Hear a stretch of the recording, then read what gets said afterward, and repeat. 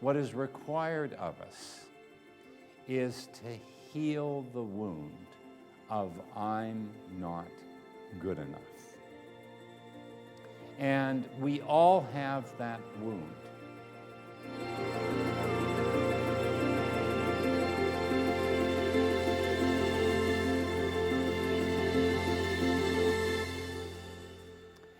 I thought that I was the only one that had the wound of I'm not good enough. And we don't say to other people, we don't tell them that, because we think that we're the only ones that has feelings of not being good enough. And the fact is that this wound is so prevalent, and I discovered that by my work with people. I went, wow, it's like everybody seems to have it, and those that don't have it, often it's covered in arrogance. Arrogance quite often is the cover-up for the wound of I'm not good enough. And it's so prevalent in our species that I began to suspect that it's probably collective. And by collective, I mean it exists as an archetypical symbol, an energetic, that in many ways has infected the human species in exactly the same way as a flu or a pandemic, only it happens psychically. And so when I realized that we've got a problem. And that is that many of us are being held back in our life. We're being held back in our relationships. We're being held back in our businesses. We're being held back in our in healing ourselves. We're being held back in sharing our personal gifts, because there's a part of us inside of us that feels, I'm not good enough. So what I want to suggest is that you take it on as a sacred spiritual task to heal the wound of I'm not good enough. Now, we've all heard in the Bible, I mean, it says, love thy neighbor as thyself. But it's always presented to us, and how we always hear it is, love thy neighbor as thyself. Love thy neighbor as thyself.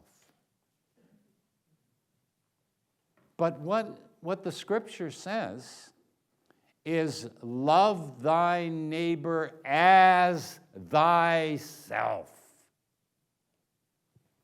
And if you don't love yourself deeply, completely, passionately, wholly, then how can you possibly love your neighbor?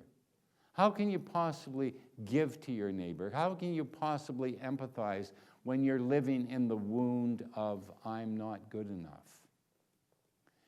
And realizing that it's probably robbing us of being as full and alive as we can be and should be.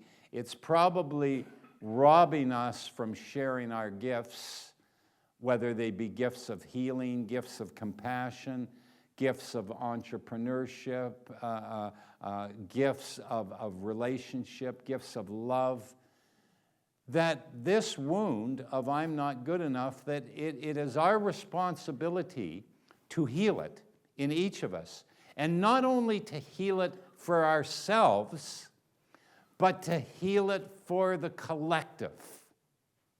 And paradoxically enough, it's easier to heal the wound when you're doing it for the collective, because we are all connected.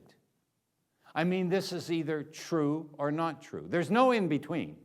We're either all connected or we're not connected at all. And if we're all connected, and archetypically, if the consciousness in the collective consciousness, we have this wound of I'm not good enough, then it becomes our social and spiritual duty to heal it within us. Because as we heal it within us, what happens is it helps the collective. Because you no more are vibrating with I'm not good enough. And you say to yourself, I'm perfect exactly the way I am. And when I say perfect, I have to quote Grace Jones.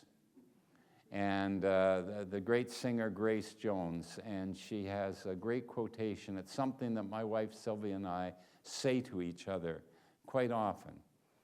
And her quote is, I'm not perfect, but I'm perfect for you.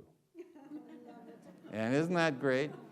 And so the same thing is, no, we're not perfect. We're deeply flawed. But as I like to put it, deliciously flawed.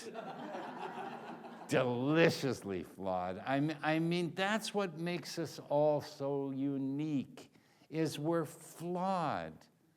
We have pettiness, we have idiosyncrasies, we have strengths, we have weaknesses. And you know what? It's okay. And to love yourself very, very deeply for who you are. Now, that doesn't mean that you don't try and work on your imperfections and you don't try and be a better person, but it means that you are truly in love with yourself, even with these imperfections. And that we heal the shame that so many of us, that the shame that is in the collective. There's shame in the collective. Think about that. There's shame in the collective. How are we going to heal it? By starting with ourselves. By starting with ourselves. By healing the shame in ourselves. From this point on, I don't ever want your mind to shame you. And that's who shames you. It's your mind. From this point on, the next time that you find yourself shaming yourself or feeling not good enough or not worthy enough, I want you to catch it. I want you to notice it.